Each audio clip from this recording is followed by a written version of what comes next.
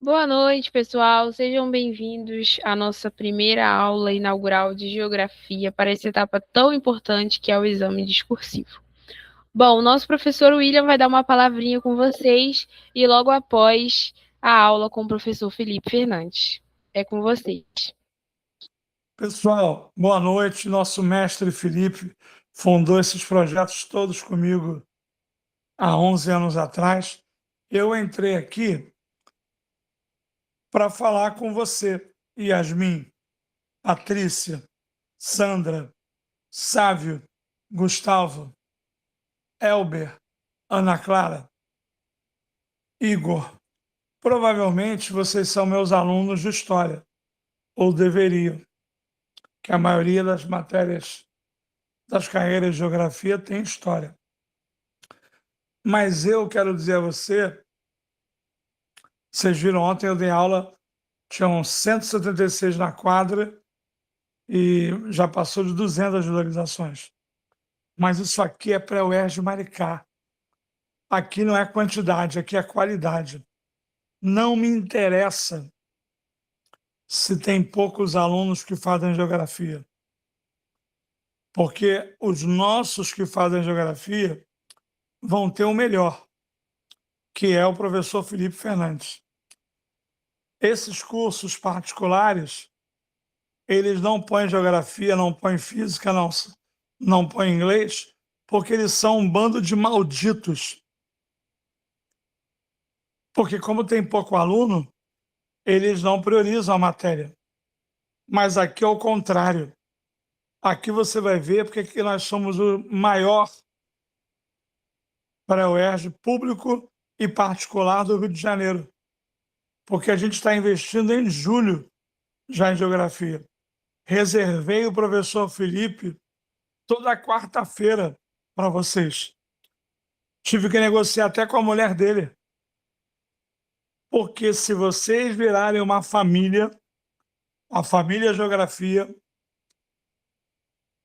e conseguirem conviver e viver até a última semana de novembro, eu vou dizer para vocês, a aula de vocês será no dia 29, 28, 27, 25 de novembro. Vocês e o Felipe acabam as aulas 25 de novembro. Mas eu tenho certeza absoluta,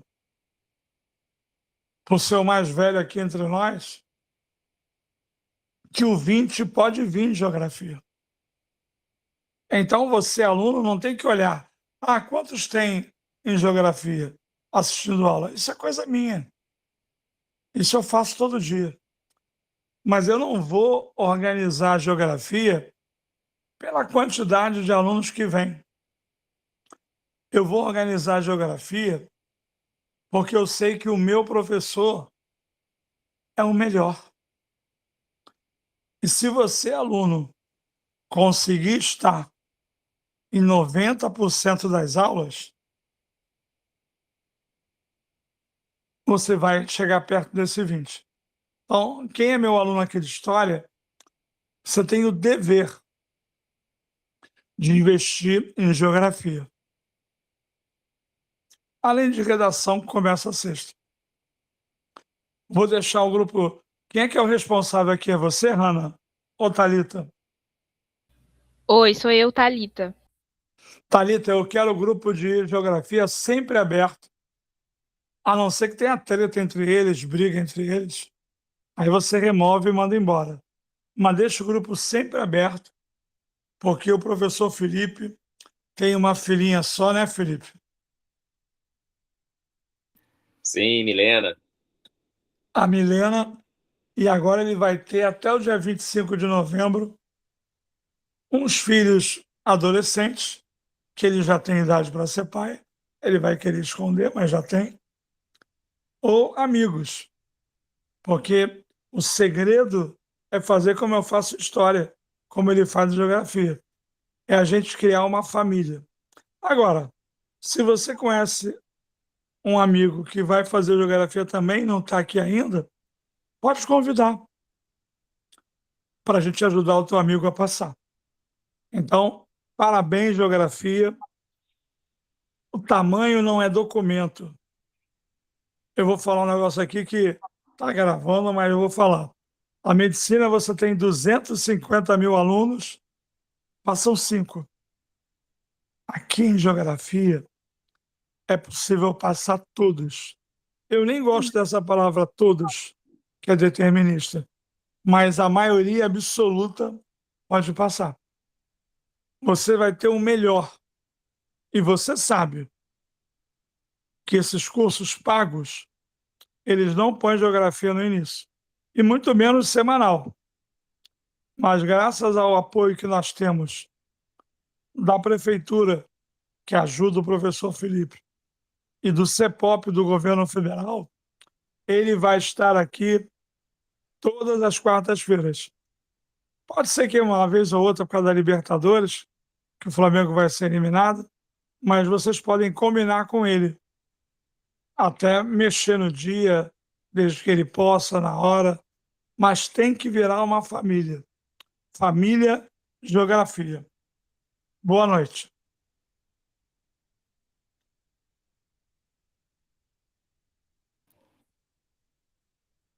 Boa noite a todos, boa noite a todas. Amigo, sabe as palavras, muito obrigado por essa luz para esse projeto que se inicia hoje. Elber, Ana Clara, todos que já estão por aqui, Igor, Gustavo. O professor William falou muito bem, a geografia na prova específica não faz parte específica de muitos cursos, né? Mas é uma prova que tem um grau de dificuldade muito elevado na sua construção. E, independente disso, dependendo do curso que você deseja, obviamente a geografia estará. Então, historicamente, o nosso grupo é menorzinho. De certo modo, isso é uma vantagem, porque a gente consegue ter aqui um atendimento ainda mais personalizado. Afinal, vou poder atender um grupo menor de pessoas e, consequentemente, fazer um trabalho ainda mais detalhado, tá certo? Então, a todos que aqui estão, sejam muito bem-vindos, muito prazer. Eu sou um ex-aluno da UERJ, então conheço muito bem o vestibular, além de trabalhar já há quase 25 anos em propostas especialistas em preparação de concursos. Como autor de materiais didáticos, né, como professor desses cursinhos que são preparatórios, eu detalhadamente conheço muito bem as provas que nós preparamos vocês, e em especial a UERJ. Então tenho certeza que eu farei de tudo aqui para ajudar vocês, tá certo? Aproveitem ao máximo, convidem seus amigos que desejam também assistir, e o mais importante é que a presença de vocês nessa aula ao vivo seja frequente, embora vocês saibam que a aula fique gravada e vocês vão poder visitar e revisitar essa aula quantas vezes vocês quiserem. O importante é esse momento em que a gente troca bastante na aula e vocês participam. Vou deixar, inclusive, aqui à vontade, quem quiser, né, levanta a mãozinha, abre o microfone, faz uma pergunta, vamos aprofundar as discussões em cima dos temas. Teremos um prazo bastante confortável para poder trabalhar essas questões e, como já foi dito, eu vou repetir, a grande vantagem desse grupo aqui é que a maioria passa. Nós temos um índice de aprovações muito grande. Então, seja muito bem-vindo e, se tudo der certo, você se empenhar, se dedicar todos os dias, participar de todas as atividades, você estará, ano que vem, cursando a tua faculdade, tá certo? Aproveitem ao máximo. Estou aqui de coração aberto, muito disposto a ajudar vocês. Para a gente começar o nosso trabalho bem, a aula, parte pelo menos inicial dela, vai ser para uma apresentação de como vai ser a nossa rotina personalizada. Quero poder fazer esse atendimento com vocês, além do grupo que nós já estamos juntos, durante as aulas também. A prova específica de geografia da UERJ, embora ela tenha numericamente 10 questões, ela geralmente é formada por 20 perguntas. cada uma delas, né, você tem ali um duplo comando, que seria, numa prova convencional, uma letra A e B.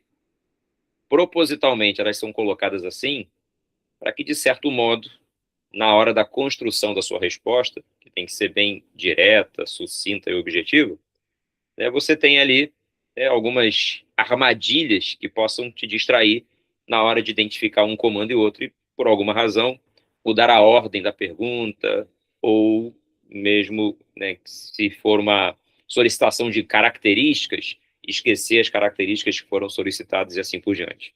Então, na aula de hoje, especialmente hoje, eu vou abrir uma prova com vocês para mostrar essa formatação das questões. É claro que a gente já vai resolver as questões, vai trabalhar a teoria, mas a ideia é que você entenda o formato, a estrutura das perguntas. E vocês vão perceber que esse modelo se repete. Tá? Então, a aula de hoje, somente na de hoje, a gente vai pegar uma prova inteira, vamos fazer toda a prova, mas eu vou detalhadamente montar a estrutura dessa prova, para que dentro dessa estrutura a gente tenha um padrão de resposta, que é o que dá certo em concurso, tá? É treinamento de questão e dentro do formato que é exigido pela banca na hora de você construir uma resposta. Segunda coisa, e essa é um plus diferenciado. Já acontece em outras disciplinas, né? Mas aí passa agora a valer para vocês na geografia. A intenção é que, após as aulas da semana, eu coloque sempre disponível para vocês materiais que vocês vão ter que fazer ao longo da semana e também vão ter que me enviar para que eu faça a correção da resposta. Se alguém aqui já teve curiosidade de olhar um padrão de resposta que é disponível, né, um gabarito de referência, você vê que a questão pede uma característica ou duas, e às vezes lá nas opções ele te dá uma lista de 3, 4, 5, 10 possibilidades de resposta, geralmente separada em tópicos. Na construção da tua resposta, você tem que fazer uma mini redação, com um espaço limitado, e que aqueles conceitos apareçam. E a grande dificuldade nas provas de humanas é você conseguir relacionar a palavra ao conceito. Na matemática, às vezes, é mais fácil, porque você tem uma fórmula, né, para poder aplicar. A nossa fórmula nas ciências humanas são palavras que, se empregadas de uma maneira equivocada, elas podem ser, como numa prova de matemática, uma mudança no sinal de uma conta, que vai, obviamente, mudar o seu resultado. Então, a ideia é que, sistematicamente, vocês tenham sempre uma semana para elaborarem esse material, que vai ser o material de referência, para a gente estudar na aula da semana seguinte. Tá? Então, vai ser sempre do mesmo jeito. Uma aula completa, com um determinado número de questões, quantas a gente conseguir fazer nessas 2 horas. Tá? Eu vou sentir como é que vocês estão, e se tiverem mais afiados, eu vou aumentando o número de assuntos, o número de questões, e durante a semana, um material extra, em que vocês vão produzir as respostas. Como é que a gente vai combinar? Como as nossas aulas começarão às quartas, a ideia é que a gente tenha aula na quarta, e eu disponibilize para vocês o material logo na quinta-feira, para a próxima quarta. A grande questão é que eu vou precisar dar um prazo um pouco mais curto para vocês devolverem essas provas. Então, se vocês concordarem, o nosso combinado fica assim: aula na quarta, disponibilizo um novo material para vocês na quinta, e vocês têm até a segunda-feira da semana que vem para me mandar. Porque aí eu tenho tempo de corrigir o que vocês responderam, fazer uma devolutiva com essas alterações e correções e um padrão de nota, para que você tenha uma referência. E na aula, a gente vai discutir os assuntos e aprofundá-los, explicando, né, as teorias e os conceitos que normalmente caem nessa prova. Pode ser? Então, só repetindo, para ficar tudo bem organizado, vou colocar isso no grupo lá depois, e a gente passa a fazer isso semanalmente. Dependendo de como for a evolução, da empolgação de vocês, eu vou aumentando o número de questões, aumentando o número de materiais, e quem sabe até o número de aulas, se a gente puder. O ideal é a gente treinar de estudo ninguém morre, quanto mais a gente puder treinar, melhor, tá certo? Depois, vocês que já estão na aula aqui, vão colocando no chat quais são as carreiras que vocês pretendem. Bota especificado ali no campo das mensagens, que depois eu vou organizar até para trabalhar de uma forma personalizada e ao longo aí do curso, até tirar algumas dúvidas sobre as próprias carreiras, né, explicar.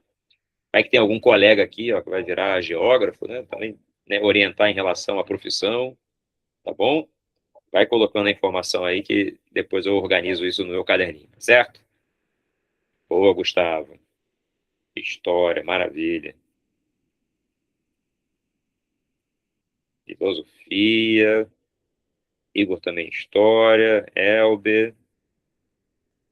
Pedagogia, Yasmin. Serviço social, Ana. Estou pressentindo que vai sair todo mundo aqui este ano direto para a UERJ ano que vem, tá? Patrícia, Ciências Ambientais, maravilha. Bom, alguém tem alguma pergunta que queira fazer nesse momento? Alguma dúvida que queira tirar? Porque senão eu já vou abrir aqui o material para a gente começar a trabalhar. Tranquilo? Fiquem à vontade, tá? Surgiu dúvida, levanta a mão. Eu vou provocar as perguntas, tá? Fiquem tranquilos. Mas levanta a mão, abre o microfone, fala. Estamos aqui entre amigos e a gente pode aproveitar bastante esse tempo, tá certo? Deixa eu abrir aqui. Como já expliquei, essa aqui é a prova de 2026, né, vestibular 2026. Tem na barra aí aqui é o Meet, né? Na barra do Meet tem uma mãozinha aí, você consegue ver? Você apertar, tipo essa aqui que eu acabei de levantar, ó. Se levantar, faz um barulhinho aqui para mim e eu vejo o que você está perguntando. Tá bem? A gente vai se ambientando aqui com o nosso Google Meet. Bom, essa aqui é a prova que foi realizada no vestibular 2026, né? O UERJ trabalha sempre com a data do ano que vocês ingressarão na faculdade, então o vestibular de vocês este ano é o 2027.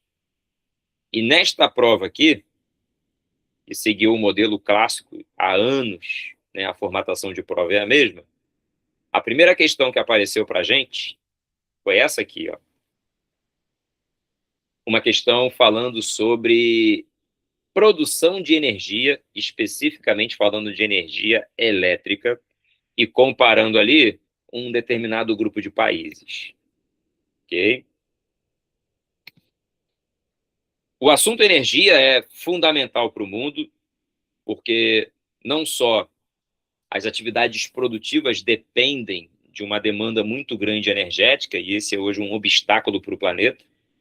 Nós temos uma relação de dependência muito grande em relação às fontes mais tradicionais geradoras de energia, sobretudo as fósseis, carvão, petróleo, gás natural, e em todas as alternativas energéticas que são buscadas para diminuir um pouco essa dependência, e entre elas estão fontes renováveis, limpas. É o caso, por exemplo, né, do que se propõe na energia elétrica. Nessa questão aqui, eu quero, antes de desenvolver a teoria, mostrar para vocês o formato do espaço disponível para você fazer a questão. A UERJ tem um padrão.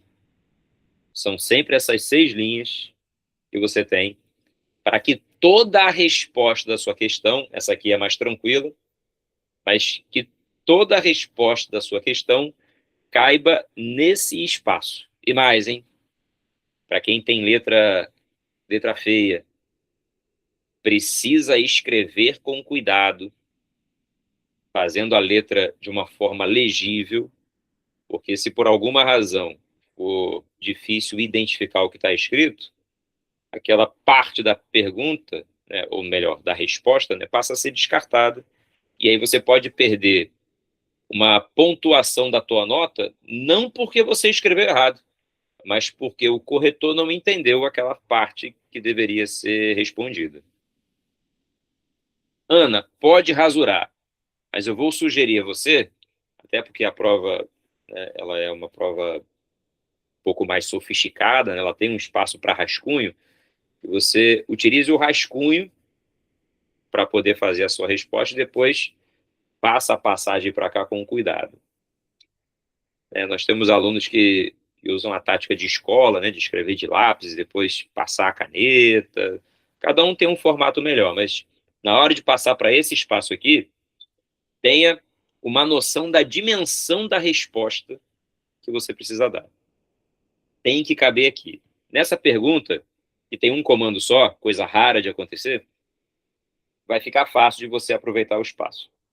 Não precisa preencher tudo, tá? Mas tem que ir até a sexta linha. Só que nós teremos perguntas, no entanto, como é o caso dessa segunda aqui, por exemplo, que eu tenho 2 comandos, ó. Eu ainda vou falar do assunto, tá? Apresente 2 justificativas para o crescente interesse por moradia e aponte ainda um efeito positivo. Letra A, apresente 2 justificativas. E letra B, aponte ainda um efeito positivo. E você vai ter que fazer isso caber em 6 linhas. Então, tem que tomar um cuidado, né, fundamental.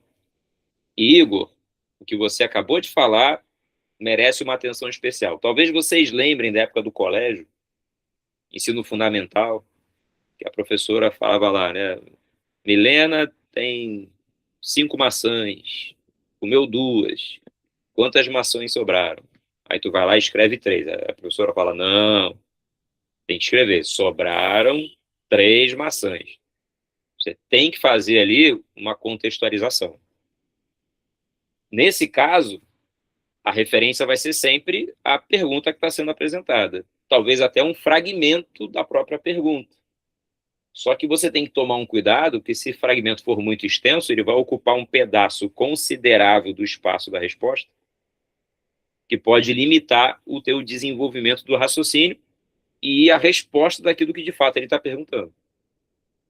A gente vai treinar isso hoje também, tá? Fiquem tranquilos. Mas o importante é contextualizar, pensar numa mini redação. Para responder essa pergunta aqui, eu tenho que fazer uma mini redação de 6 linhas. Tá? É um parágrafo, né? Mas a minha resposta precisa estar concisa nesse pedaço. Se por alguma razão você precisar ultrapassar esse pedaço, por exemplo, escrevi aqui embaixo, tá? A resposta não coube aqui, eu escrevi aqui embaixo. Essa parte aqui possivelmente vai ser descartada. Pode ser a resposta, mas ela não vai ser considerada. Só é considerado o que está dentro do espaço delimitado. As regras, né, para fazer o concurso até estão no edital, aparece na capa, né, na contracapa, dando a informação, né, do espaço que vocês têm, ó. Não serão consideradas as questões respondidas fora desses espaços. Tá bem aqui, ó, no item 5.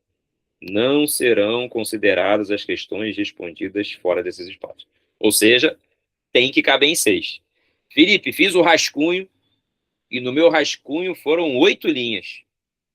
Você vai fazer um resumo da tua resposta, sem esquecer dos conceitos ou, né, das informações que a questão precisa, sem deixar de contextualizar, mas respondendo naquele espaço.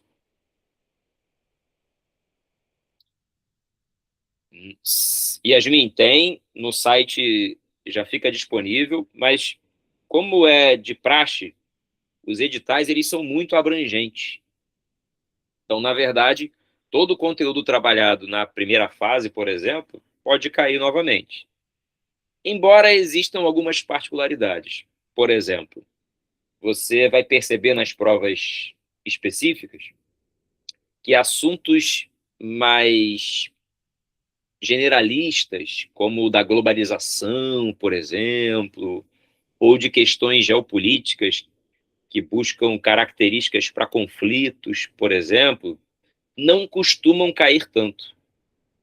E quando caem, são fáceis, são bem diretas. A razão é simples. Conflitos, ainda mais geopolíticos, são muito complexos. Então, você pode ter uma abrangência de respostas para explicar o mesmo fenômeno. Então, esse tipo de questão se encaixa mais numa prova objetiva, em que o autor da questão já direciona a resposta. Na prova discursiva, pode dar uma abrangência tão grande que tira um pouco o foco daquilo que ele está querendo avaliar. Então, o que você vai ver mais aqui? Vou dar o exemplo da prova do ano passado e vocês vão perceber uma repetição nesse processo, tá? Questão sobre energia, questão sobre o espaço urbano, urbanização cai muito nessa fase também. Você vai ter questão sobre cartografia, é a 3 aqui, vocês vão ver que isso se repete com muita frequência. Vai ver questão sobre demografia, caem frequentemente questões sobre esse assunto também, que são conceitos mais objetivos, dão menor margem de abrangência de respostas, tá? Então, é até legal você ler o edital, Yasmin, né? Mas, de certo modo, o edital não vai ajudar tanto a elucidar que tipo de assunto, de fato, você tem que pesquisar. O que dentro de população você tem que focar, né? Então, isso vai ser importante. Só para a gente fazer um panorama geral aqui, ó. Espaço urbano, falando de regionalização. Povos originários é um assunto que na UERJ todo ano cai, na prova de qualificação e na específica, né, aparece com muita frequência. Questões relacionadas a impactos ambientais, impactos sociais, tecnologias, e assim vai, tá? Transporte. É uma prova muito padrão. Tá? Essa é uma vantagem para a gente. Dá para a gente achar com facilidade quais assuntos vão aparecer. O que a gente tem que treinar é como responder. E aí, te respondendo, Gustavo, quanto mais direta for a resposta, melhor. Quanto mais direta. Mas ela precisa ter uma contextualização. Por enquanto, ainda está muito genérica essa minha informação, mas assim que a gente começar a fazer as questões, você vai entender o que eu quero dizer. Tá? Deixa eu ver aqui. De responder, é interessante eu tomar parte. Já respondi ao Igor. Então, quanto mais direto for, melhor. O ideal, inclusive, é que os conceitos perguntados, né, perguntou uma característica, né, ou duas, elas já apareçam no início da sua resposta. Mesmo que depois você tenha que explicar ou justificar, porque existem questões falando disso, logo no início já tem que aparecer o que está sendo perguntado. O espaço não é pensado também de forma inadequada, tá? Pelo contrário. O que o avaliador quer também perceber é a sua capacidade de raciocínio mais objetivo. Não é uma resposta solta, não é uma resposta em tópicos, mas o quão objetivo você é na informação que tem que ser apresentada. Tá certo? Nessa prova aqui ainda caiu isso aqui, ó.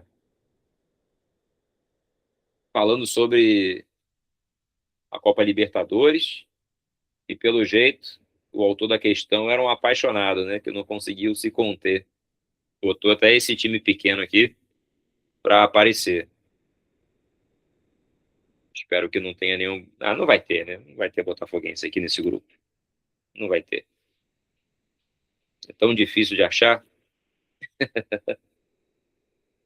Tem botafoguense aqui, não, né?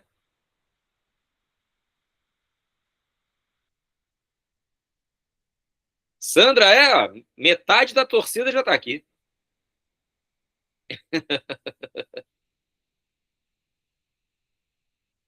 E aí, estão prontos? Podemos começar? Perfeito. Se tiver alguma dúvida no meio do caminho aí, podem fazer. Eu estou acompanhando aqui o chat também. Mas o importante é a gente prestar atenção nas questões e entender o que eles querem, né? Então, vamos começar aqui nessa número 1. Vou aumentar um pouquinho a imagem aqui para ficar melhor para vocês também.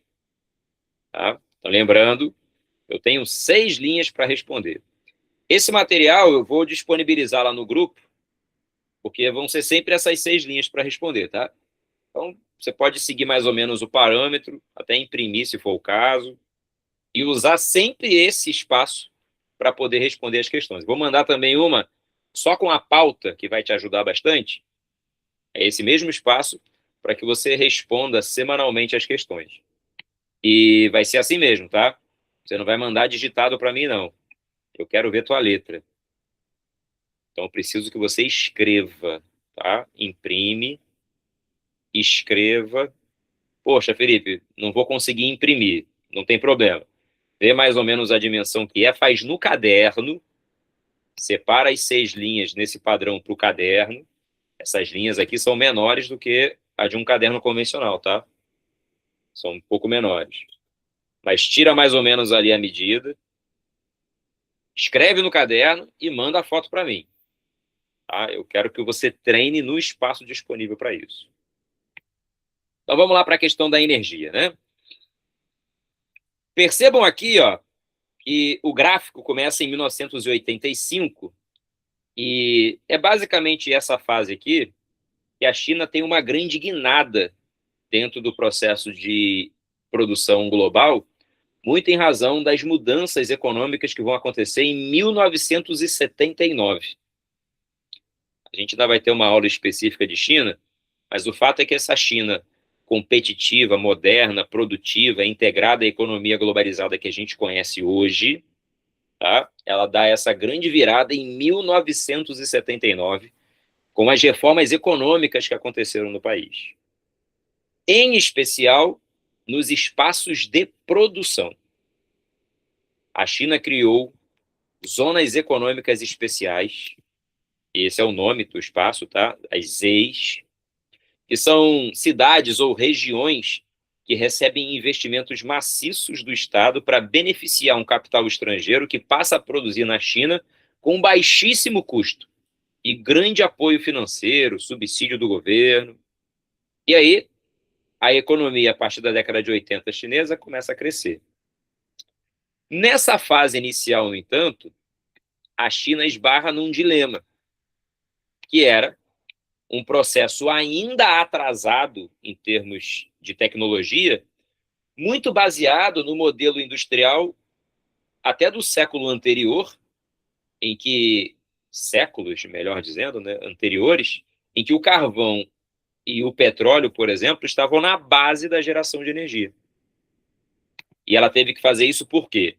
Porque, embora fosse um recurso poluente, não renovável e restrito, ele era o de tecnologia mais acessível. Agora, quando eu vou chegando aqui nos anos 2000, a China se vê diante, né, de um problema grave, uma dependência de recursos energéticos tradicionais de outros países, já que ela não possui uma oferta tão significativa assim de recursos fósseis, embora tenha bastante carvão, o petróleo é limitado, então depende de fornecedores estrangeiros. E mais, né? Uma preocupação do futuro para diminuir a dependência dessas fontes tradicionais, buscando investir em alternativas. Não é à toa que a China é o país que, ao longo aí das últimas 2 décadas, é o que mais investe no desenvolvimento de fontes alternativas de energia. E essas alternativas passam a ser consumidas também. Então, esse crescimento vertiginoso que você está vendo aqui, ó, principalmente da energia elétrica, está associado a esse plano governamental de redução da dependência de recursos fósseis e de ampliação da sua matriz energética, priorizando principalmente a eletricidade. Aí a pergunta é a seguinte, ó, com base no gráfico, apresente 2 causas socioeconômicas para o ritmo de crescimento da produção de energia elétrica na China. Qual é a razão, né? Quais são as causas aqui que podem ser apresentadas? Uma muito evidente no atual cenário da economia mundial é a busca incessante da China no investimento de veículos, né, na indústria automobilística, fundamentada na eletrificação. Então, nesse caso, a demanda por energia elétrica, ela vem acompanhada com a vanguarda tecnológica chinesa na produção de carros elétricos. Não só dentro do seu país, mas também no exterior. Há fábricas de veículos elétricos da China em diferentes lugares do planeta, inclusive no Brasil. Tá? Então, se há uma priorização no investimento de uma matriz elétrica para o setor automobilístico, a China precisa criar, né, uma estrutura que garanta essa oferta da eletrificação. Essa é uma causa. Tá? A segunda, né, a necessidade, né, de ter uma maior demanda, né, por conta da produção industrial, né, de um modo geral, uma maior demanda energética, a eletricidade passa a ser uma das diferentes formas de geração de energia que buscam atender essa demanda. Então, essa aceleração industrial do período, né, resulta numa demanda crescente de energia. 2. Tá? No caso da China, você ainda poderia levar como opção de resposta a geração de energia, né, o investimento na geração de energia de fontes renováveis e limpas. É o caso da eletricidade, por exemplo, vindo das hidrelétricas, da energia solar, da energia eólica, da energia nuclear, dentre outras. Tá? Há investimentos variados da China nesse sentido. Posso sim, Igor. Eu vou, inclusive, colocar para vocês essas opções, tá? Então, só repetindo rapidinho. A liderança chinesa na produção de veículos elétricos que exigem uma maior oferta de eletricidade. O acelerado processo de industrialização do período, que aumenta a demanda por energia, e a eletricidade, né, atende essa demanda também. A busca por alternativas energéticas renováveis e limpas que possam suprir essa demanda energética que a China tem em razão do seu crescimento produtivo. E até a urbanização, o crescimento populacional em áreas urbanas e no espaço urbano, a demanda por energia ela é crescente. Quanto maior é o número de habitantes na cidade e maior é a expansão das cidades, maior a demanda por energia. Todas essas possibilidades poderiam ser colocadas, tá? Aí vem a parte. Como é que eu escreveria isso? Dentre as causas socioeconômicas para o crescimento da produção de energia elétrica estão o acelerado processo de industrialização, que exige uma maior demanda, e o aumento da produção de veículos, a propulsão elétrica, né? Veículos elétricos, que também ampliam a demanda por energia.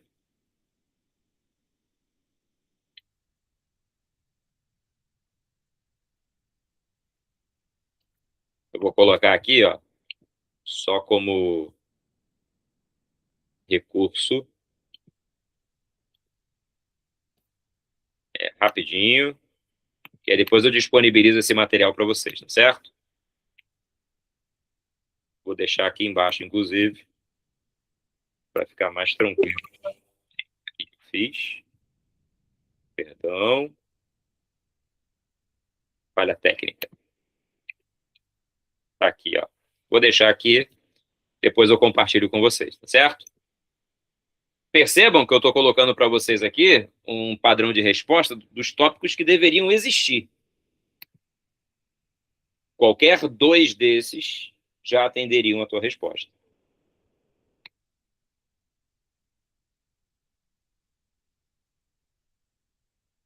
Gustavo, boa questão. Tá? A independência produtiva, nesse caso, você fala da produção de energia.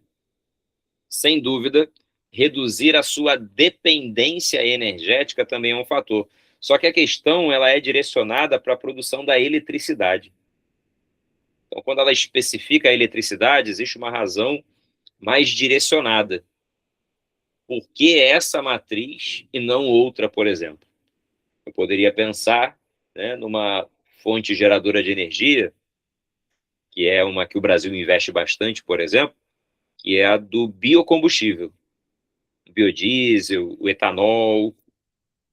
Mas, nesse caso, a China deu prioridade na produção de eletricidade. Então, tem que ser algo mais específico para o uso da eletricidade. Nessas outras regiões, praticamente não se alterou. Estados Unidos, na União Europeia, na própria Índia, na Rússia, no Japão. Percebam que houve a manutenção ali, né, com pouquíssimas oscilações, de uma produção de eletricidade. Por quê? Nesses lugares, houve uma expansão da produção energética, mas sempre relacionada a outras fontes de energia. Nos Estados Unidos, por exemplo, se eu pego o etanol, que é o álcool produzido, lá eles produzem do milho especialmente, a curva de crescimento seria mais significativa. A própria União Europeia, nos últimos anos, teve uma curva de crescimento na produção de energia usando fontes mais tradicionais. Até para gerar eletricidade em alguns casos, mas com fontes mais tradicionais de energia. Então tem que ser um pouco mais específico. Ah, não, Ana Clara, esse aqui a gente vai só treinar, tá? Não vai ser esse aqui, não. Para vocês eu vou entregar um outro. Tá? Vai ser um material inédito. Porque além de vocês desenvolverem as respostas, a gente vai poder trazer as dúvidas para a aula. Vocês já vão ter visto as questões e eu vou trabalhar a teoria que está sendo cobrada nessas questões. Tá? Questão número 2. Da varanda de um dos apartamentos do residencial Rio Onder, no Santo Cristo, para onde esperam se mudar em breve Sandra Lima, de 53 anos, Márcio, de 49, vislumbra-se um novo horizonte que surge na zona portuária do Rio. Além do movimento frenético dos canteiros de obras, a região começa a ganhar vida conquistando uma rotina de bairro. Essa pulsação ganha força com a expectativa da inauguração dos primeiros residenciais. Serão 27 mil unidades nos próximos 3 anos, pelos cálculos da prefeitura. Pelo menos 30% dos compradores são de fora da cidade. Eles vêm da Baixada Fluminense, de São Gonçalo, de Maricá e da região serrana, principalmente. Então, ó, ele te dá pontos de referência aqui, ó. Porto Maravilha, Terminal Gentileza, Rodoviária Novo Rio, Cidade do Samba, os Armazéns do Cais, a Roda Gigante, a Upstar, o Aquário do Rio, o Aqua Corporate. Prestem atenção nessas informações, tá? Prestem atenção. Essa região do Rio aqui, a zona portuária, já foi a mais importante do país. Só que eu estou falando de um período colonial. No início da República. A área central da cidade era o coração econômico e a atividade do porto, né, era a rota por onde se escoava a produção para o mercado externo. Isso mudou radicalmente do século XX para cá. Cidades como o Rio, São Paulo também, mas isso também vale para cidades importantes do mundo, inclusive do mundo desenvolvido, né, Nova York, Londres. Algumas dessas cidades, elas foram modificando as suas funcionalidades, perdendo aquelas tradicionais que existiam, né, de atividade industrial, por exemplo, né, a zona portuária do Rio tinha uma relevância em relação a isso, a centralidade exercida por um centro financeiro, de comércio e serviços, tornando essas áreas mais antigas da cidade espaços decadentes, empobrecidos, abandonados, desvalorizados. Foi assim durante muito tempo com esse esvaziamento dessa área central da cidade. De uns tempos para cá, começa no mundo desenvolvido, obviamente, inicia-se um projeto conhecido com o termo gentrificação. Vocês já ouviram falar, né?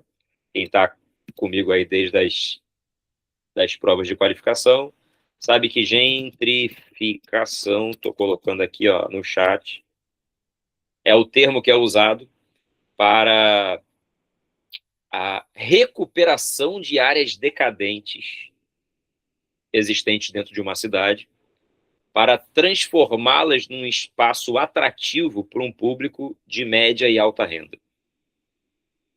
A ideia é conseguir revitalizar, recuperar a vida e muitas vezes refuncionalizar, né, dar novas funções, recuperar funções em alguns casos, para que exista um interesse, muitas vezes, imobiliário de se ocupar esse lugar. No nosso caso aqui, dessa zona portuária, isso inicia-se com o projeto da Copa do Mundo e das Olimpíadas, principalmente, num projeto que vai ficar conhecido inicialmente como Porto Maravilha.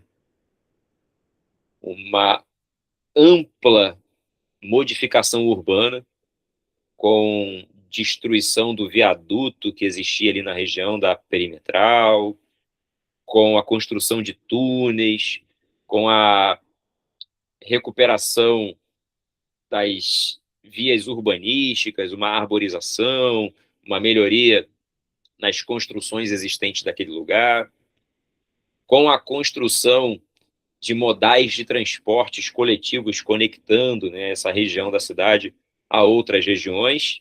E o que o texto fala é de uma ampliação dessas transformações, que está acontecendo agora. Tá? Está em curso. Aí ele fala aqui embaixo, por décadas a zona portuária do Rio sofreu um contínuo esvaziamento populacional. O fenômeno retratado na reportagem indica a perspectiva de reversão desse processo. O retrofit, né, chamado, né, a gentrificação. Aí vem a pergunta, apresente duas justificativas para o crescente interesse por moradia dessas áreas da cidade. Essa é a letra A, e tem que ser respondida primeiro. Aí depois vem a segunda. Aponte ainda um efeito positivo dessa procura para o sistema de transporte da região metropolitana fluminense, ou seja, para além da cidade. E ele fala no texto, uma população que está vindo morar no centro de regiões como a Baixada, São Gonçalo, Maricá. Vamos por partes, tá? Primeiro aqui, apresente duas justificativas para o crescente interesse por moradia nessa área da cidade, ou seja, nessa área central. O que você tem que responder aí, tá? Dentre essas justificativas. Por ser uma área de recuperação da cidade, ela tem uma tendência a ter um preço por metro quadrado inferior a de outras áreas do seu entorno, como é o caso da Zona Sul, que está muito pertinho, por exemplo. Então, entre morar na Zona Sul, uma área já sobrevalorizada, com uma especulação forte, e morar no centro, que está próximo, mas não é tão caro, porque é uma área de recuperação da cidade, acaba sendo mais interessante. Tá? Isso é uma. Os investimentos públicos e privados nessa região em infraestruturas ligadas ao sistema de esgoto, de transporte, de energia, a melhoria, né, desse espaço, que acaba embelezando esse lugar, criando amenidades, né, o conceito, né, das amenidades, né, de um ambiente agradável, relativamente mais seguro, que acaba atraindo população. O crescimento, né, de uma área central relacionada principalmente a comércio e serviços, isso ainda é muito limitado, tá? Mas vem num processo de recuperação crescente, tendo gente morando, você acaba abrindo padaria, acaba abrindo restaurante, né? Acaba abrindo uma lotérica, abrindo supermercado, ainda é limitado, mas esse processo está em curso, né? Ele vem acontecendo. Sem contar que nessa zona portuária, né, nesse espaço, você tem uma maior oferta de modais de transportes que conectam essa área central da cidade a outras regiões da periferia. Então, todas essas possibilidades aqui, né, elas existem. No gabarito estendido, que tem isso, né, o vestibular dá muitas opções para... Exatamente, a questão do transporte é importante. Eles até deixaram vocês considerarem informações que estão na imagem da questão. Lembra que eu falei para você olhar aqui, ó, os pontos de referência? O que é esse Mara Valley aqui? A zona portuária do Rio, onde ficam os armazéns, o atual prefeito, que já está, né, há algum tempo na prefeitura da cidade, ele começou a incentivar a chegada de empresas de tecnologia para essa região. Google abriu, né, escritório nessa região, o Instituto de Matemática deslocou-se para essa região, e aí você começa a ter um número considerável de empresas de tecnologia, né, chamadas startups, que começam a se instalar nesse lugar para criar um chamado Tecnopolo, um espaço de produção de tecnologia, de conhecimento científico, que hoje é chamado de Mara Valley. Tá? A ideia do Vale Maravilha, daí o nome. Tá? A questão dos edifícios corporativos, como o Aqua, ou seja, cria-se um espaço de comércio, de serviços, e acabam atraindo população para mais próxima. Então, tudo isso, né, acabou, de certo modo, servindo também como gabarito. Até a geração de empregos, porque, afinal, eu abro um residencial, coloco uma padaria lá e eu preciso empregar pessoas na padaria. Aí, por sua vez, o indivíduo que morava lá na Baixada Fluminense muda-se para esses apartamentos pequenos que acabam sendo comercializados nessa região e ele vai trabalhar na padaria. Ou vai trabalhar no Instituto de Matemática, no Google. Depende, né, da qualificação profissional, da disponibilidade da mão de obra e da necessidade do mercado. E com um detalhe, hein? Boa parte desse projeto de revitalização e refuncionalização está mirando em você, mais jovem, que tem tendência a diminuir ainda mais o seu núcleo familiar. Aquelas famílias numerosas, com muitos filhos, ela vem progressivamente diminuindo. O custo de vida também, né, acaba sendo um fator limitante para isso. E aí você, jovem, que está numa perspectiva de melhoria de vida, quer morar num lugar melhor, mais próximo do local de trabalho, mas não tem muita grana, você vai comprar esses apartamentos, que a gente chamava no passado de kitnets, e agora ganhou um nome charmoso, né? São chamados de estúdio. É a kitnet do passado, aqueles apertamentos que o indivíduo mora, a casa é pequenininha, mas ele mora sozinho, ou no máximo um casal, muitas vezes até sem filhos, só que eles descem, têm conexão para qualquer lugar da cidade e estão próximos dos principais espaços atrativos de turismo e lazer que a cidade tem para oferecer, a Zona Sul, por exemplo. Esse projeto não é nosso, tá? A gente incorporou de outras cidades que existem pelo mundo. Sydney, na Austrália, Londres, Nova York, entre outros, tá? Então, o que você teria que responder aqui? 2 justificativas dentre essas que eu acabei de citar.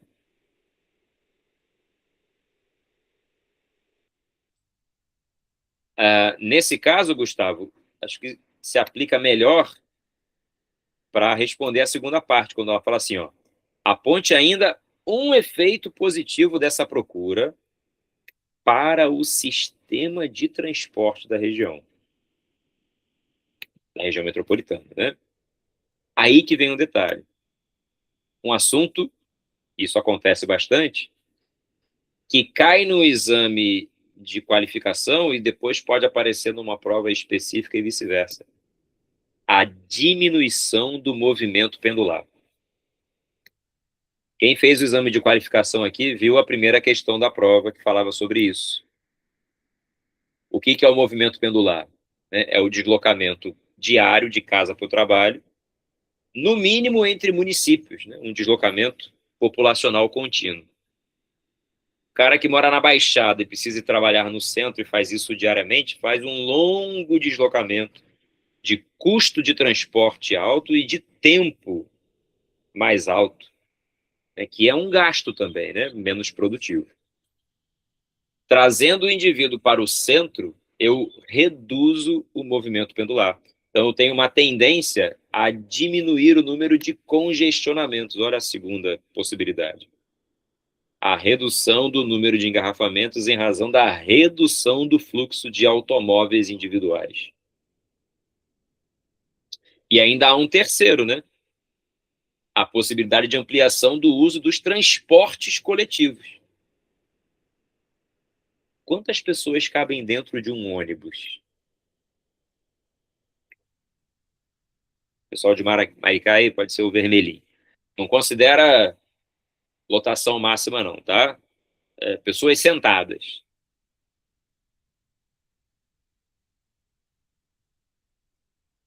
44 no ônibus, né? O ônibus, mais ou menos, é nessa medida.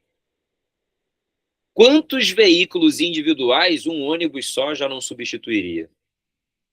A possibilidade dessa mobilidade com transporte coletivo, seja o metrô, o ônibus, o VLT, no caso da zona portuária, também tem essa opção, reduziria drasticamente a necessidade de veículos individuais, por exemplo.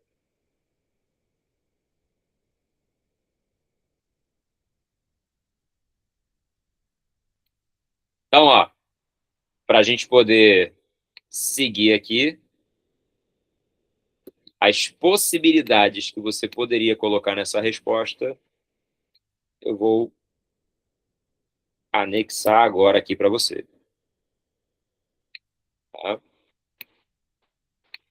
Depois eu disponibilizo esse materialzinho para você poder estudar com mais calma, tá certo? Tá aqui, ó.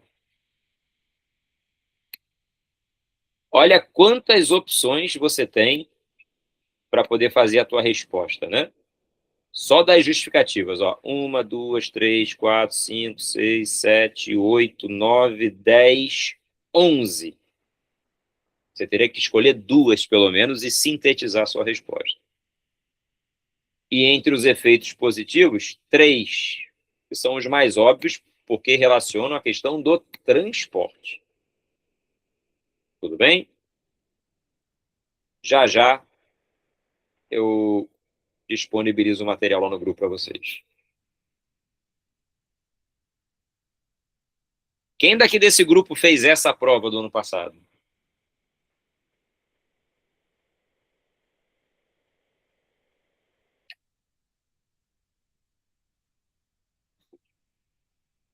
Não, excelente, excelente. Fez muito bem. Se assusta um pouquinho no ano, mas já chega melhor preparado no próximo, né?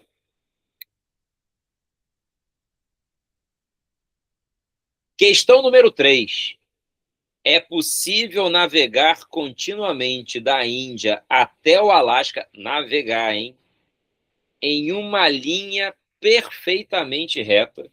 E a linha perfeitamente reta é essa aqui que você está vendo.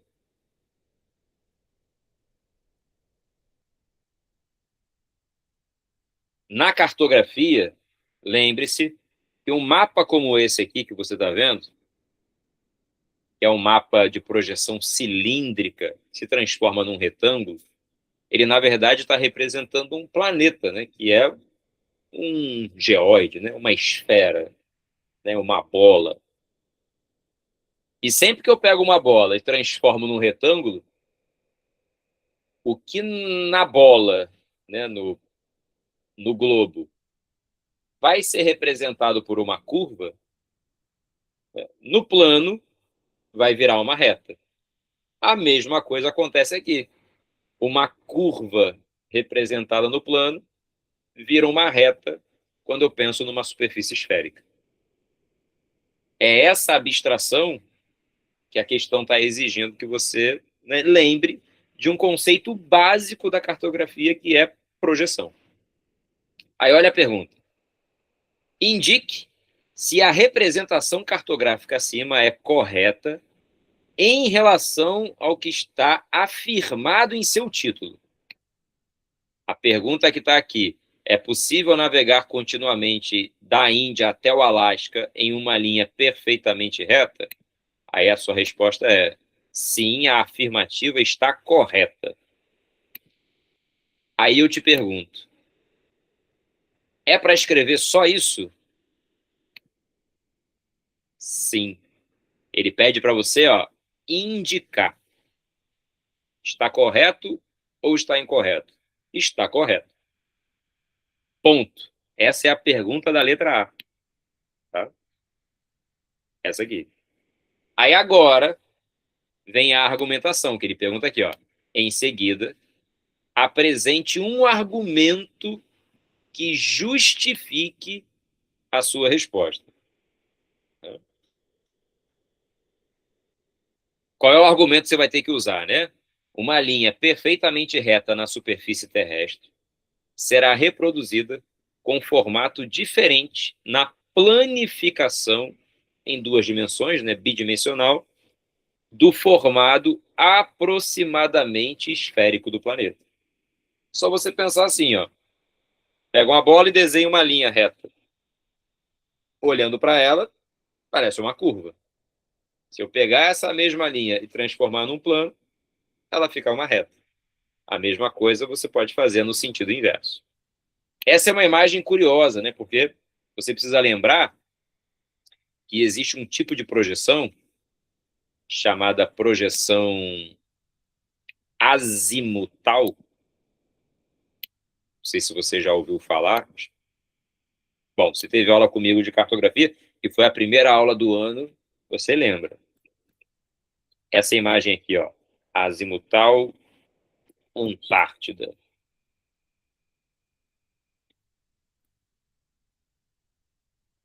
Ver se já está aparecendo aqui para vocês. Ainda não. Ainda não.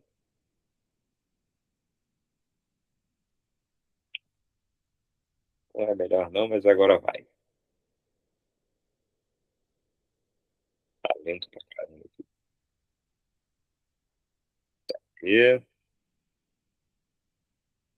Já sei. Talvez fique melhor assim. E de besteira. Apaguei sem querer.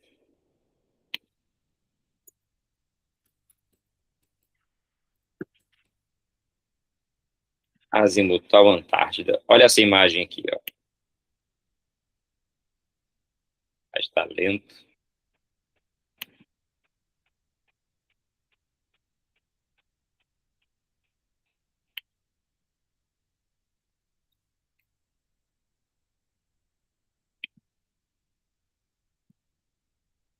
Já está aparecendo para vocês, não, né?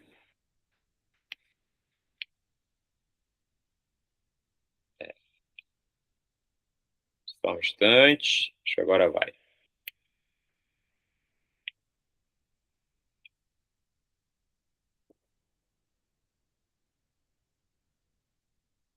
Já sei. Sim, vai.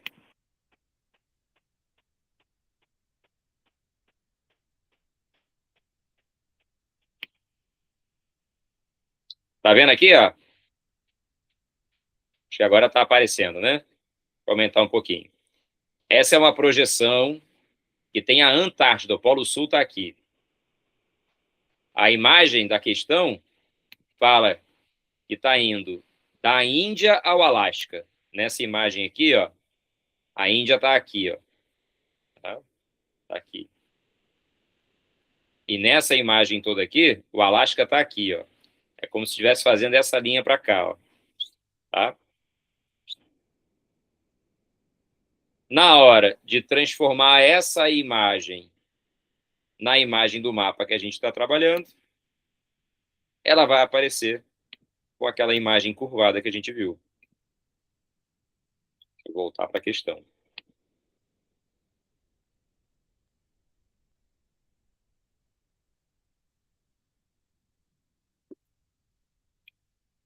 Então, como é que você vai responder isso aqui, né? Que é a parte que nos interessa, obviamente. Você vai escrever exatamente assim, ó.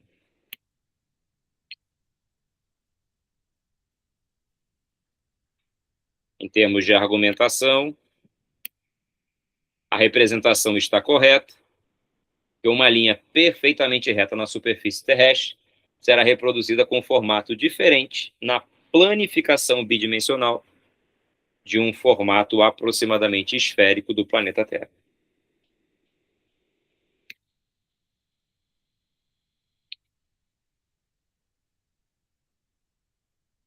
Tranquilo?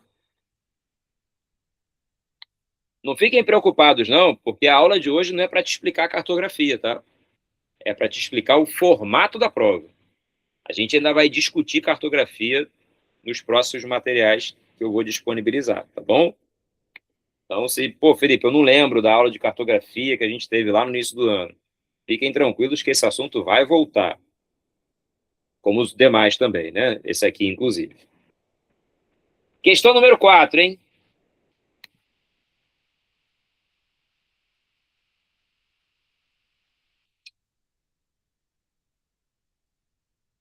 Não estava não, tá? A projeção é correta. Tanto é que esse é o gabarito de referência da própria faculdade, tá? Ela aparece correta. Bom, seguindo aqui, ó, na questão número 4. Pode ser alguma correção de internet, e aí, às vezes, existem alguns problemas, né? Não dá para saber, mas esse gabarito que eu estou dando para vocês é o gabarito de referência que os corretores usam, né, para corrigir as provas de vocês. Bom, questão que está sendo mostrada aqui fala de estrutura etária, né, ou pirâmide etária, que é esse gráfico que mostra a distribuição da população por faixas de idade, começando aqui embaixo, na base dessa estrutura, com 0, indo até o topo, nesse topo aqui vai até os 100 anos, né? Dividindo de 10 em 10 a distribuição da população, tanto de homens quanto de mulheres, tá? Só que essa questão, ela tem uma particularidade. Ela fala que as linhas, que é essa parte aqui em preto, dos dois lados, representam a pirâmide etária da população brasileira, ou seja, da população como um todo. Já a colorida, laranja e esse cinza mais claro aqui, representam a estrutura etária da população indígena do Brasil. Reparem que a população indígena tem uma base mais larga, se comparada à população brasileira, e um corpo e topo mais estreitos, se comparado à população brasileira. O que isso significa, né?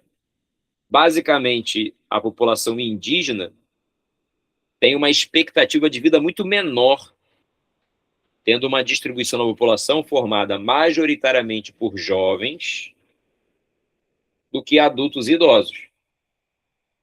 Já no caso da população do Brasil, eu já tenho um estreitamento dessa base, ou seja, uma queda da natalidade, mas progressivamente um aumento da expectativa de vida, já que o corpo e o topo da pirâmide são mais largos.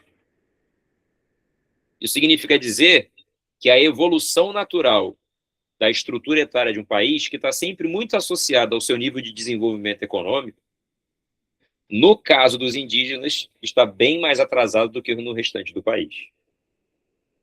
Tá? Esse é o raciocínio. Aí a pergunta é, ó, na imagem acima, apresentam-se sobrepostas as pirâmides etárias do conjunto da população brasileira e do subconjunto da população indígena. Comparando as duas pirâmides, apresente um indicador da estrutura demográfica que difere para cada um desses grupos populacionais. Quais são os indicadores que a gente consegue ver de maneira direta numa estrutura etária? A proporção de idosos, a proporção de jovens, né, e, por consequência, né, a própria expectativa de vida. Então, Olhando para o topo da pirâmide, né, que é o grupo dos idosos, 60 anos ou mais, por exemplo, eu vou perceber que a proporção de idosos acima dos 60 é significativamente maior na população brasileira geral do que no subconjunto da população indígena. Essa é a primeira parte. Indicando uma expectativa de vida média superior para a população geral ou inferior para os indígenas. Isso é comparável observando o topo da pirâmide. Essa seria a resposta mais direta, né, para você poder, né, chegar aqui na questão. Também seria possível falar, né, da população mais jovem, de 0 a 19 anos. Aliás, um parênteses rápido. A estrutura etária é separada em 3 grandes faixas. Tá? Jovens, de 0 a 19, adultos, dos 20 aos 59, e os idosos com 60 anos ou mais. Tá? Então, no caso dos jovens, basta você explicar o contrário do que eu falei. Né? O percentual de jovens de 0 a 19 é consideravelmente maior no subconjunto da população indígena se comparada à da média nacional. Esse é um indicador de que a natalidade, né, é muito superior no caso dos grupos indígenas, com uma expectativa de vida mais baixa. Ou seja, é praticamente a mesma resposta, mas olhando para os extremos, né, desse gráfico. E ele pede para você justificar a diferença. Né? Então, nesse caso, vocês podem falar que as mudanças na natalidade, na mortalidade, na expectativa de vida, que aqui são apresentadas, né? No caso dos idosos, envolvem as características do topo da pirâmide, e no caso dos mais jovens, a base. Essas seriam as melhores respostas. Eles até consideraram na questão a possibilidade de um gabarito estendido, outras considerações, mas elas eram de fato mais difíceis, tá, de você responder. Essas, não há dúvida, seriam melhores de você explicar. No caso dos idosos, né, o quadro socioeconômico mais precário, inevitavelmente, acabam garantindo para essa população indígena uma expectativa de vida mais baixa. Então, essa seria uma opção para você justificar a sua resposta. E por que a expectativa de vida é mais baixa? Porque a gente tem acesso reduzido a condições socialmente econômicas mais favoráveis, como acesso à moradia adequada, saneamento, entre outros. No caso dos mais jovens, é só explicar, né, o oposto.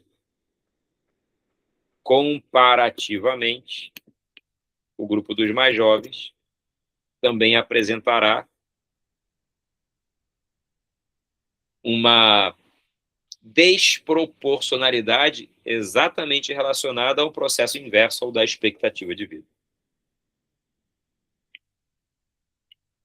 Vou ver vocês aqui.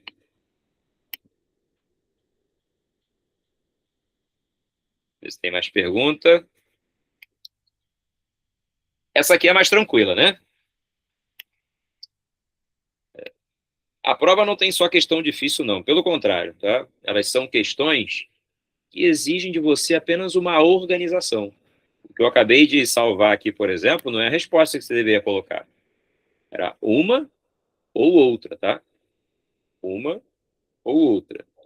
E nesse gabarito de referência, o que o vestibular te dá é a contextualização dessa resposta.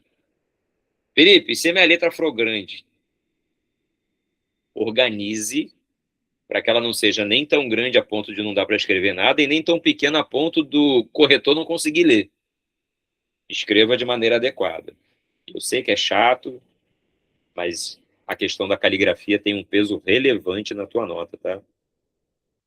Escreveu fora do espaço ou escreveu de forma, né, que não seja legível, o corretor ele vai desconsiderar a tua resposta. Pode rasurar? Pode, mas evita, né? Para deixar uma prova bonita, agradável para o corretor também poder observar. O zelo, né, o cuidado com a letra, né, acaba sendo um bom cartão de visitas para ele ter uma predisposição a ler a tua resposta de uma forma mais agradável. Gustavo, excelente pergunta. No caso da UERJ, se ele pedir aponte um indicador e você, por alguma razão, colocar 2, além de não ser necessário, tá, em alguns concursos, isso até é suficiente para você perder alguns décimos. Tá? No caso da UERJ, é meio que facultativo. Só que você se arrisca demais colocando 2, né? Não pense nessa prova como uma prova em que você vai demonstrar mais ou menos talento do que seus concorrentes. Não é isso que ele quer saber. Se ele falar 2 características, coloque só 2. Mesmo que você saiba 50, coloque 2. Você pode até escrever: dentre as possibilidades, destacam-se tais e tais. Pediu uma, coloque só uma. Não se arrisca sem necessidade. Porque pode acontecer também o inverso disso, né? Ele pede 2 características, ou melhor, ele pede uma característica, você coloca 2, coloca uma certa e uma errada. Você vai perder ponto por causa disso. Mesmo tendo uma, você perde o ponto. Porque ele considera que você não entendeu a pergunta.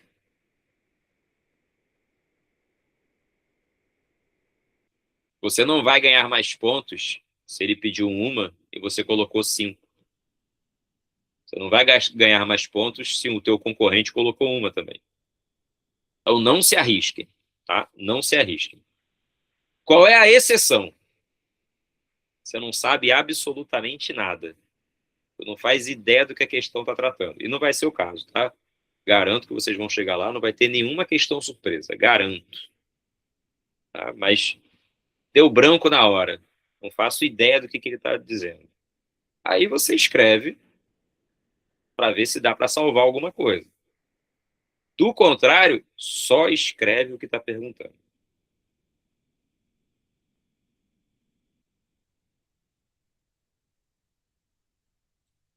Uma das coisas que vocês vão fazer muito na faculdade é escrever muito, sabe? Artigos, né? As publicações são frequentes.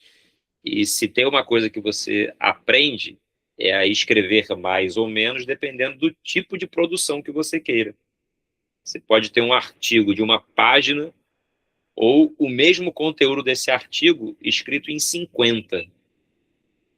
Você vai ter que dar um jeito de usar 50 linhas, 50 folhas, perdão. A pré-seleção do vestibular, nessa fase aqui, já é meio que uma identificação de quem já tem esse potencial para se adaptar a essa rotina de faculdade, de produção acadêmica, né, que é sempre muito complexa. Vamos lá? Questão 5, hein? Percentual dos moradores com acesso à rede de esgoto por estados do Distrito Federal em 2022, notadamente as regiões aqui, ó, do Sudeste e do Sul do país, apresentam as colorações com os maiores percentuais, né? E aí, em direção ao Centro-Oeste, Nordeste e Norte, os menores. A pergunta é a seguinte: em relação ao acesso à rede de esgotamento sanitário, identifique a macro-região com maior percentual e aquela com o menor percentual. Aí eu te pergunto, qual é o conceito que ele está tratando aqui? Macro-regiões brasileiras, que é o conceito da separação do Brasil por regiões: Norte, Nordeste, Centro-Oeste, Sudeste e Sul do país. Lembrando do conceito, quem é que tem maior percentual? Sudeste. E quem vai ter o menor percentual? O Norte do país. Tá? A região Norte, comparativamente, tem a menor e o Sudeste a maior. Facinho. Identifiquei. Só identificar, tá? Identificar. Aí agora vem, em seguida, cite 2 consequências para a sociedade brasileira resultantes dos insuficientes percentuais de acesso ao serviço público de rede de esgoto, obviamente, como ele trata na questão. Tá? Quais são as consequências? Poluição de recursos hídricos, poluição do solo, diminuição da expectativa de vida, maiores gastos com o sistema de saúde, a proliferação de doenças, um aumento das taxas de mortalidade em razão das doenças associadas à água contaminada, né? Tudo isso, né, acaba sendo diretamente relacionado ao saneamento básico. A rede de esgoto está intimamente ligada ao saneamento, que envolve também o acesso à água tratada, né? Então, nesse caso aqui, todas essas possibilidades, ele só pediu para você identificar 2, né, ou melhor, citar 2 entre as opções. Eu terei que colocar uma dessas aqui, tá?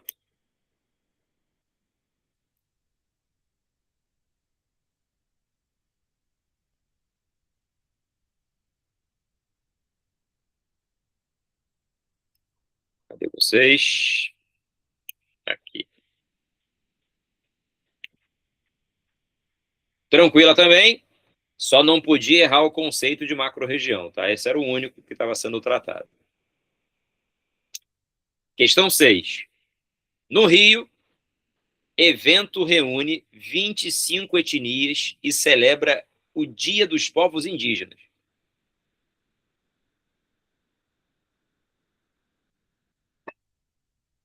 O texto, na verdade, traz poucas informações que sejam relevantes, exceto essa aqui, ó.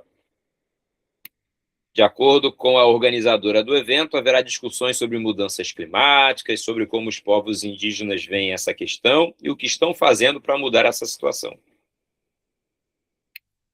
Aí a pergunta é bem direta, hein? Descreva um efeito negativo das mudanças climáticas para os povos indígenas. Ela especifica o povo indígena, mas se a gente for considerar bem, dá para se pensar em efeitos negativos para a população como um todo, né? Não faz tanta diferença assim. Então, o que eu poderia considerar aqui, né, entre os efeitos negativos? A escassez de recursos naturais, que gerariam, por exemplo, né, conflitos entre diferentes grupos sociais e étnicos na região. A maior proliferação de doenças, epidemias, inclusive, em razão de impactos ambientais. A perda de territórios produtivos em razão das mudanças climáticas, que podem levar, por exemplo, à desertificação, à perda de solos por erosão, né? A própria intensificação de recursos naturais em razão da compensação por sobrevivência, principalmente, né, da compensação de recursos para o abastecimento dessa população. Tá? Então, essas são possibilidades ali, né? Alteração no regime de chuvas, a questão da elevação do nível do mar, e isso pode ser impactante para as populações litorâneas, né, ribeirinhas, entre outros, né, que aqui podem ser considerados. Aí, a segunda parte fala, aponte ainda uma ação necessária para reduzir a vulnerabilidade desses povos frente a tais mudanças. Os povos mais tradicionais e as populações mais pobres, né, são as mais vulneráveis. Então, inevitavelmente, a compensação se faz entre as ações, né, através da inclusão dos povos indígenas nas decisões sobre os problemas ambientais e as próprias mudanças climáticas. Eles façam parte, né, dos projetos que pensam em soluções para as mudanças climáticas. Essa é bem generalista, né? A demarcação de reservas indígenas relacionadas à proteção ambiental, as chamadas unidades de conservação, que se sobrepõem às reservas indígenas, garantindo por lei o direito da preservação e a manutenção das atividades mais tradicionais desses povos originários. Tá? O fortalecimento dessas comunidades, de suas representatividades, tá? E também uma valorização do conhecimento tradicional indígena como uma ferramenta de adaptação a essas mudanças climáticas. Só para vocês terem uma ideia, por exemplo, e aí não é específico para a questão, atividades agrícolas hoje adotam um sistema chamado de agroflorestal, que é você produzir em áreas onde você preserva uma parte significativa da mata nativa para alterar menos o ecossistema. Sabe quem sempre fez isso? Os indígenas. Há registros de sistemas agroflorestais assim, dos séculos XVI, XVII, XVIII, XIX. Ou seja, uma técnica que está sendo usada hoje resgata, na verdade, uma prática dos grupos originários. Então, de certo modo, o reconhecimento desse conhecimento dos povos tradicionais também se transforma num fator relevante. Só precisaria colocar um efeito e uma ação. A lista que eu vou te dar aqui, ó, tem várias opções. Todas essas foram aceitas pelo vestibular, tá? Comentei todas elas, apenas por comentar, mas eu tenho, ó, 1, 2, 3, 4, 5, 6 para você escolher uma. E 1, 2, 3, 4, 5 para você escolher uma. Tá? Um efeito negativo e uma ação necessária. Deixa eu fazer uma pausa aqui rápida e perguntar para vocês. Tá difícil? A gente não está desenvolvendo teoria, tá? Por enquanto a gente está estudando o formato de prova. E já puxando alguma coisa. Obviamente essas questões não vão cair exatamente iguais na prova deste ano. Mas o formato da prova, sim. Estão achando difícil?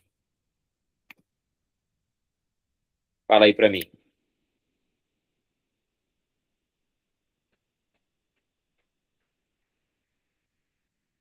Não, né? Mais ou menos.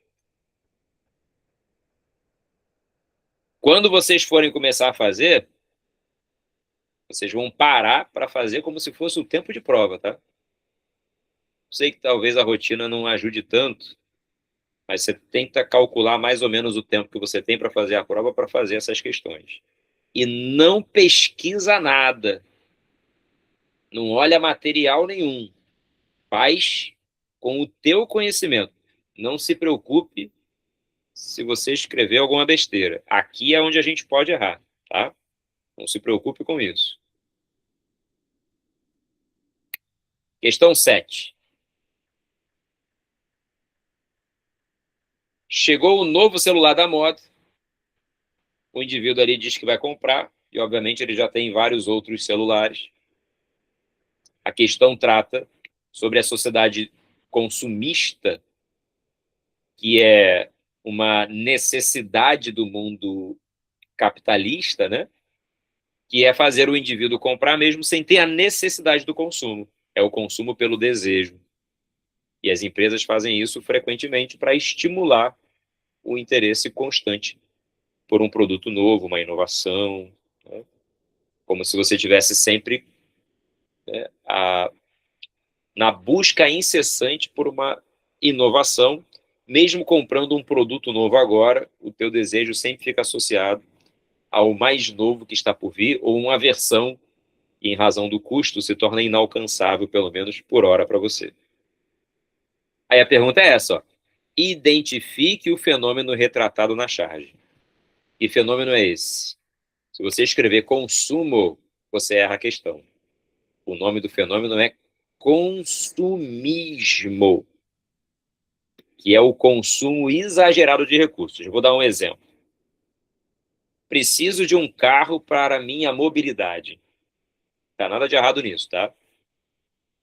Ter um Fusca ou ter uma Ferrari dá no mesmo.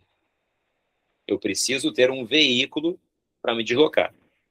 O que não faz sentido é eu ter 10 Fuscas ou 10 Ferraris, que é o que a imagem tenta retratar com os celulares. Eu posso ter um celular para o meu uso. Não faz sentido eu ter vários.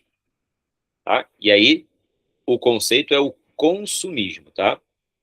Aí a pergunta é: indique 2 impactos socioambientais negativos resultantes desse fenômeno.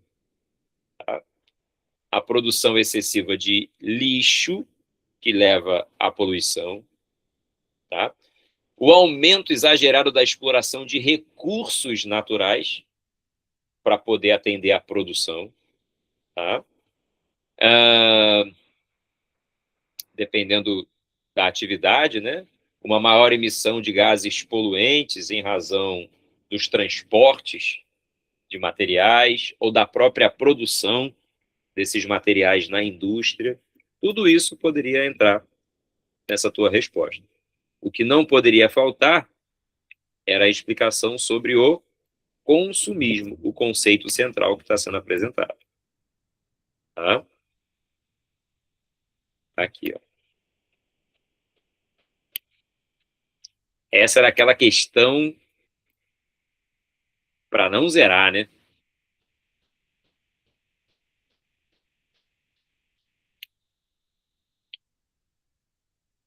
Questão 8. Transportes no Rio de Janeiro não recuperam queda de passageiros. Dados da Prefeitura do Rio, reunidos junto às concessionárias, mostram essas mudanças. As viagens de ônibus, que eram mais de 1 bilhão por ano em 2019, caíram para 640 milhões em 2023. No metrô, diminuíram 24%. Nos trens, 160 milhões. Ou seja, a redução de quase metade nas barcas, a redução nas viagens foi de pouco mais de 35%. Essa questão é bastante curiosa porque ela trata de um assunto que vai meio que na contramão do que se propõe dentro de um espaço urbano para que esse espaço seja um espaço eficiente, né? Que é o uso dos transportes coletivos. Por que as pessoas estão deixando, né, de andar de ônibus, por exemplo, de metrô? A pergunta é: identifique 2 causas para a diminuição do uso do transporte público no Rio de Janeiro no período mencionado. O texto fala de 2019 até 2023, não é isso? Não olha para a data que isso aqui foi publicado, não. Entre 2019 e 2023. Existe uma razão para isso. Tá? A questão queria contextualizar especialmente o período da pandemia e das mudanças que essa pandemia implementou na relação do indivíduo com o espaço onde ele vive. Eu tenho, por exemplo, a própria Covid-19 como uma dessas causas para a diminuição. O aumento do trabalho home office, olha o que eu estou fazendo agora aqui.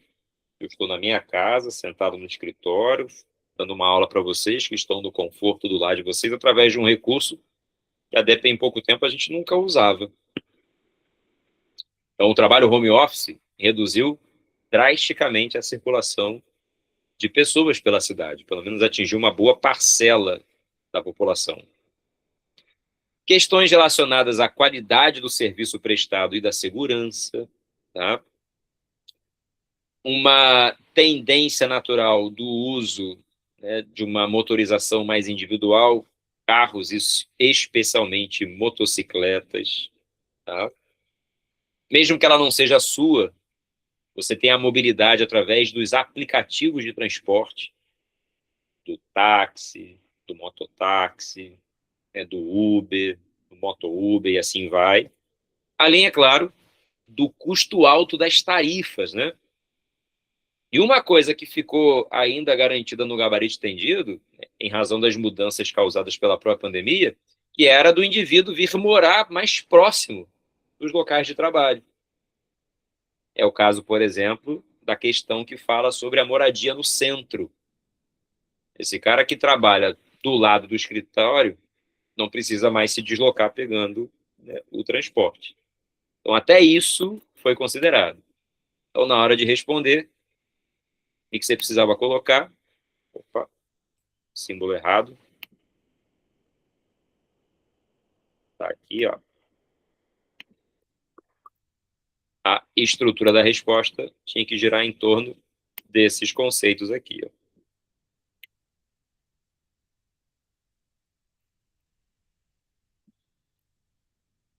Apenas duas dessas opções aqui apresentadas.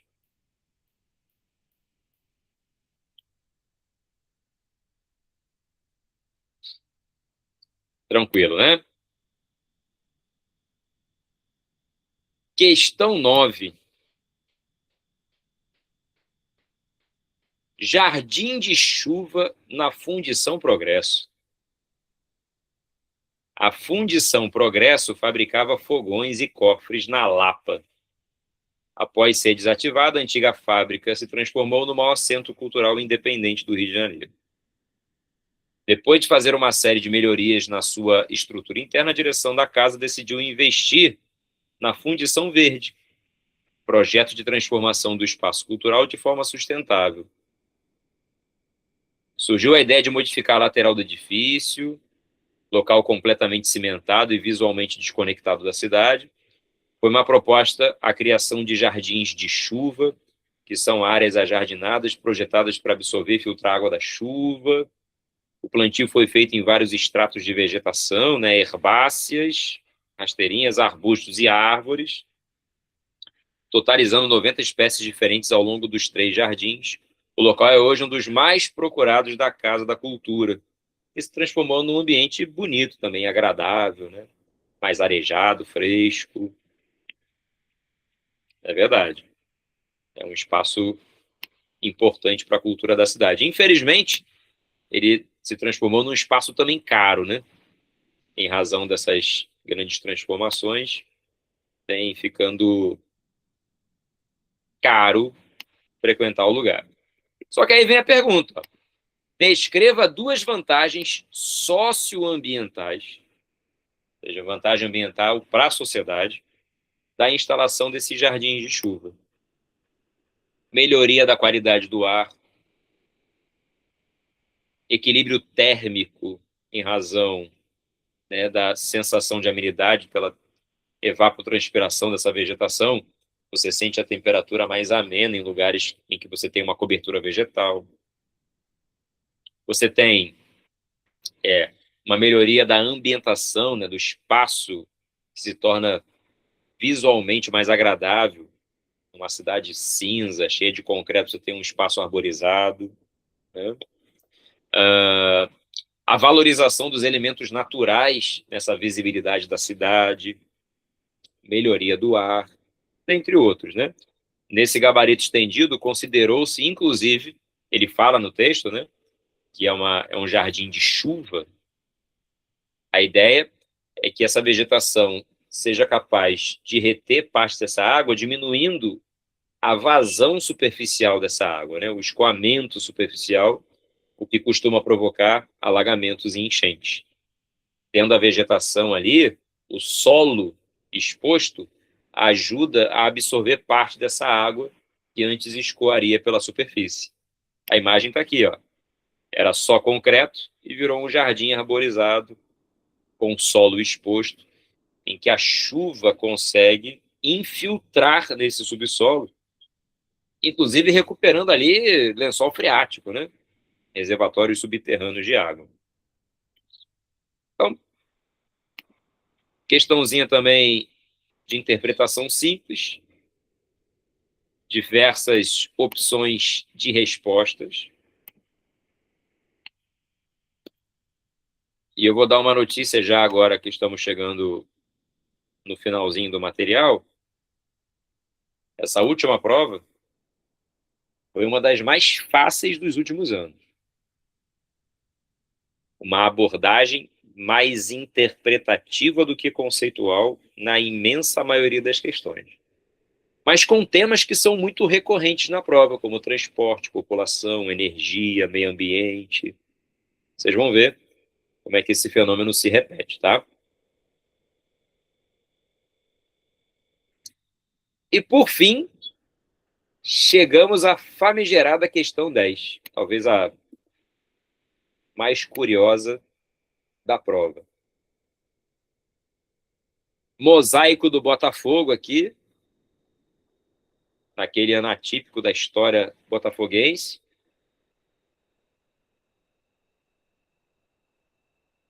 Em que eles estavam lá em Buenos Aires, empurrando o time em busca do título da Libertadores, conquistado, né? Em 2024, a partida final da Copa Libertadores da América foi disputada em Buenos Aires. A torcida do Botafogo compareceu de forma majoritária, com cerca de 40 mil pessoas se deslocando do Rio de Janeiro para a capital argentina, a fim de presenciar a partida e comemorar o inédito título do clube de futebol conhecido como Glorioso. Esse cara estava muito empolgado para fazer essa questão. É muito amor. Cite 2 fatores do atual momento do processo de globalização que facilitaram o deslocamento de numerosos torcedores do Rio de Janeiro para Buenos Aires para assistir a final da Copa Libertadores. Primeira coisa importante que a gente precisa lembrar. A globalização é um conceito muito abrangente que indica uma maior integração de aspectos econômicos, produtivos, sociais, culturais, entre diferentes grupos no planeta. E embora não seja uma novidade essa busca de integração, só se considera a globalização no momento em que eu tenho uma evolução tecnológica dos meios de transportes e de telecomunicações, que vão tornar esse sistema mundo mais conectado, seja por mecanismos como o nosso nesse atual momento, né, de telecomunicações, ou como o da própria questão, como ela sugere, né, do deslocamento físico, material, de pessoas e indivíduos entre os lugares. Isso só se torna possível por quê? Porque os meios de transporte ficam mais eficientes, mais rápidos e mais baratos. Estava dando uma aula dessa essa semana e dei esse exemplo para os alunos. Lá em 1500, um camarada chamado Pedro Álvares Cabral virou nome de escola, virou nome de rua, entrou para a história como um desbravador porque ele veio de Portugal para cá. Hoje você faz uma viagem dessa em 10 horas, 12 horas, talvez várias vezes no mesmo ano, e ninguém bota teu nome numa escola, assim, um nome de rua. Por quê? Porque na época dele, para chegar de caravela, se chegasse, era de fato uma aventura. Caríssima. Agora não. O barateamento tornou essa possibilidade, né, mais acessível às populações de um modo geral. E aí, nesse caso aqui, dentre os fatores, o que primeiro você tem que escrever é do avanço tecnológico nos meios de transportes internacionais, com sistemas mais rápidos, versáteis, acessíveis e baratos. Segundo, para o sistema mundo, a globalização ela tem um objetivo prioritariamente econômico, né? E aí, todo lugar que se inserir nessa lógica global, ele vai, no mínimo, apresentar um desses 3 fatores que eu vou citar agora. O espaço é bom para produzir com baixo custo. O espaço é bom para consumir, importante mercado consumidor. Ou é um espaço para ser explorado em relação aos seus recursos. Podem ser naturais, inclusive, tá? No mínimo, um desses 3 fatores tem que ser atendido para que esse espaço se torne comercialmente interessante. E aí, nesse caso, o jogo não vai para Buenos Aires por acaso. Eram 2 times brasileiros, né, jogando a final. Em um outro país. Por quê? Porque esse deslocamento estimularia o turismo. E aí a rede de hotelaria, de hospedagem, né, facilitaria, de certo modo, a receptividade desses turistas brasileiros na Argentina.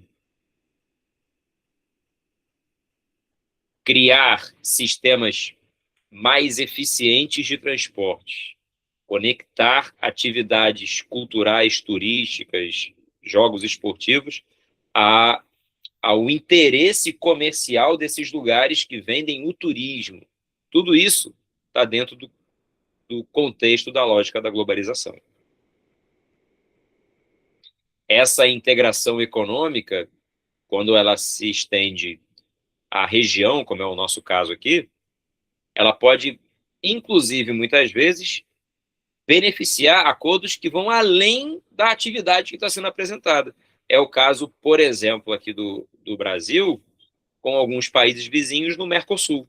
O bloco econômico, que facilita a circulação de pessoas, por exemplo, em razão exatamente dessas trocas comerciais mais intensas que acontecem na região. Então, vai facilitar, né, a circulação de pessoas, de recursos entre os países. E, por fim, né, a consolidação e valorização de um turismo internacional cada vez mais acessível, inclusive através de mecanismos de financiamentos que facilitam o pagamento das parcelas de viagens que podem ser realizadas, inclusive para outros países. Tudo isso entraria aqui como possibilidade de resposta para essa questão. Ou, inclusive, colocando essas anotações aqui. Se você for perceber, e aí é isso que eu quero que você guarde aqui desse finalzinho da aula,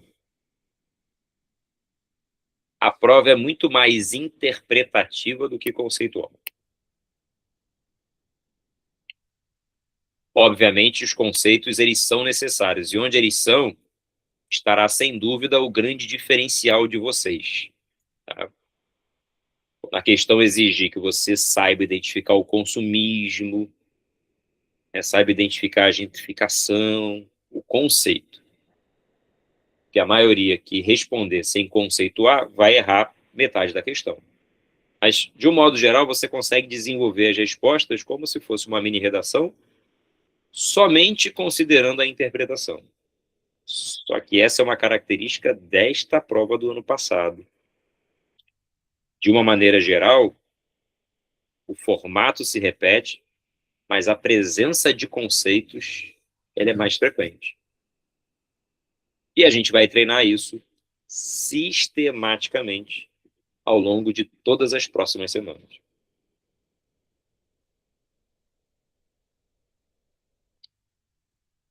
Tranquilo, pessoal? Essa é uma aula em que a gente trabalha pouco teoria e mais técnica. Na próxima, inclusive, além de responder o material que eu vou mandar para vocês, eu vou colocar umas questões extras que vocês vão ter que desenvolver na hora. Tá? Na hora. E aí eu vou treinar com vocês nessas questões extras, que a gente vai responder na hora, sobre os mesmos assuntos do material, mas questões extras, para que vocês, de surpresa, treinem o formato. E é assim que passa em concurso, tá? Não existe outra maneira de você passar que não seja respondendo da maneira que o corretor quer que você responda. Tudo bem? Olha, foi um prazer encontrar vocês aqui. Espero que a aula seja visitada por mais pessoas. A gente está começando num período em que as pessoas normais têm um recesso, né? Estudante vestibulando está fora dessa normalidade. Vocês são extraterrestres e nós fazemos o contato com vocês. Então não tem vida normal, não tem recesso, não tem viagem, nada disso, tá? O importante é treinar. Se treinar, quanto mais cedo começar, mais aprimorado você vai ficar, tá bom? Fiquem com Deus. Foi um prazer. A gente vai conversando pelo grupo e fico aguardando você até a próxima quarta, tá bom? Tchau, pessoal. Fiquem com Deus. Boa noite.